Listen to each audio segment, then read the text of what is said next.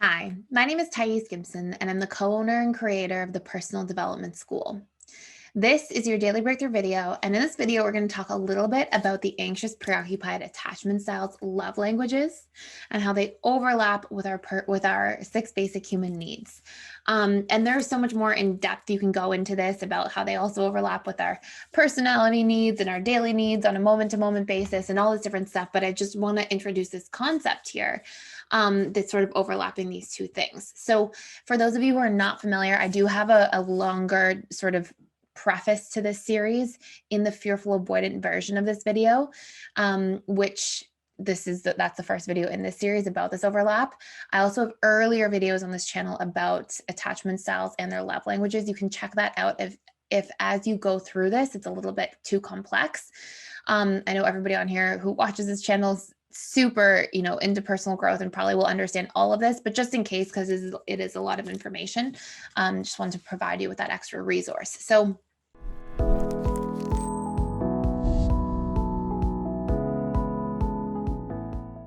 that's that.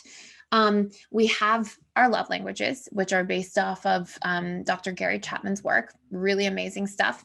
And basically, it's a way that we give and receive love, but we also give and receive love through our six basic human needs and our personality needs. So for example, if we really care about emotional connection, and that's a really important personality need, a really important behavioral driver, we will try to give love to other people through connecting with them emotionally.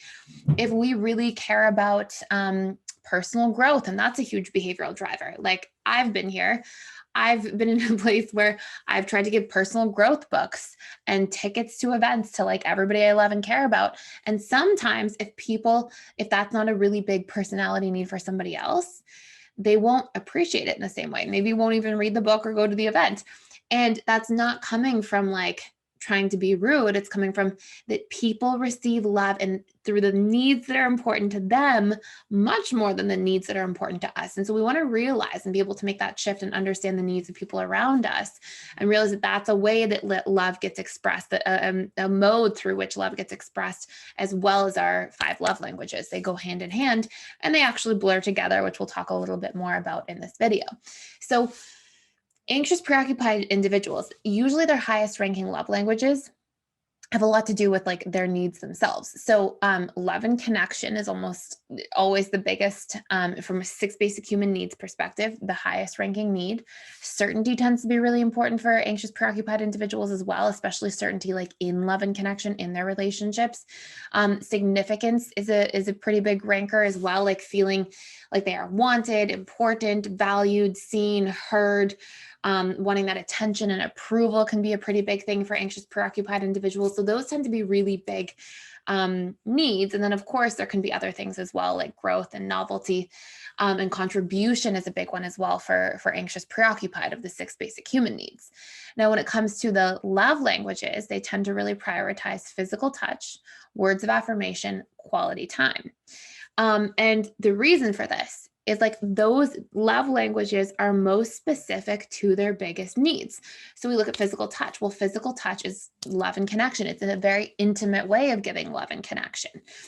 Yes, there can be people who use physical touch as a method for closeness, like let's just say sex, for example, as a method for closeness without having to be emotionally intimate and stuff like that. But for most people, as a general rule, physical touch, like holding hands, cuddling, all those physical affection oriented things can very much be love and connection related. There can also be a sense of if you are physically intimate for people, there it can be a sense of feeling wanted by somebody, which can be tied into significance. So these drivers that often drive the anxious, preoccupied in terms of what they want in their interactions and relationships very much have an impact on the love languages as well. So physical touch is huge. Words of affirmation very much feeds into that like significance need, feeling like wanted, valued, appreciated, acknowledged, all these different things.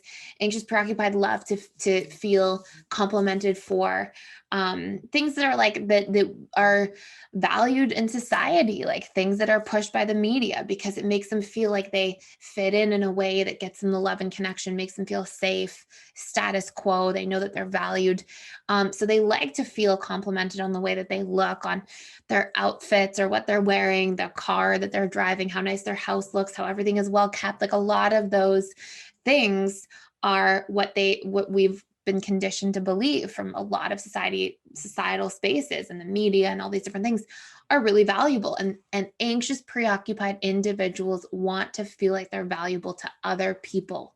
So if the collective has these ideas, they derive a lot of safety and feel like their chances of receiving love and connection go up if they fit into the traditional societal ideals, right?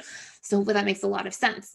And then quality time, of course, is huge. That intimacy, that like deep connection, deep conversation, all of those things are really valuable to the anxious, preoccupied as well. They do like the gifts and acts of service, but I would say it's like gifts are a fourth ranking as a general rule, and acts of service are like a distant fifth, because a lot of times like anxious, preoccupied are actually somewhat uncomfortable with the indirectness, the lack of intimacy in acts of service as a love language, right? It's like, oh, did you cook dinner for us because you had to cook dinner? Did you cook dinner because you wanted to cook dinner for me and you wanted to send me love through doing that, or express your love to me through doing that? And so it can be a little bit confusing for the anxious, preoccupied individual. And they don't like that confusion. They like the certainty and the clarity and the intimacy and like the sincerity behind things.